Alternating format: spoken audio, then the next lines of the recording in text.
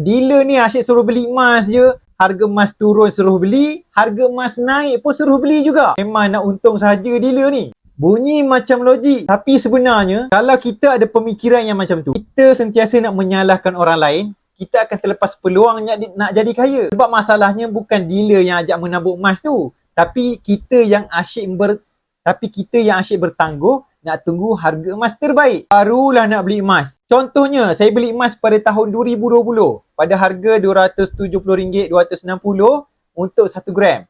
Waktu tu semua agak mahal. Naik tahun 2024, harga emas dah jadi RM400 untuk 1 gram.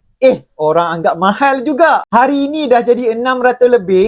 Confirm orang anggap mahal juga. Sekarang barulah kita sedar yang harga RM400, yang harga RM200 per gram dah sangat-sangat murah. Itulah masalahnya. Harga emas ni murah adalah harga yang dah lepas. Sebab tu guru saya selalu pesan kalau nak beli emas, jangan tengok harga, menabung ikut bajet. Sebab harga emas hari ni murah dibandingkan dengan 2-3 tahun ke depan. Siapa yang baru nak bermula menabung emas, jangan selalu tengok harga. Mula walaupun dengan serendah 1 gram atau RM100 melalui akaun MasGap. Pergi dekat profil saya tu, ada pautan.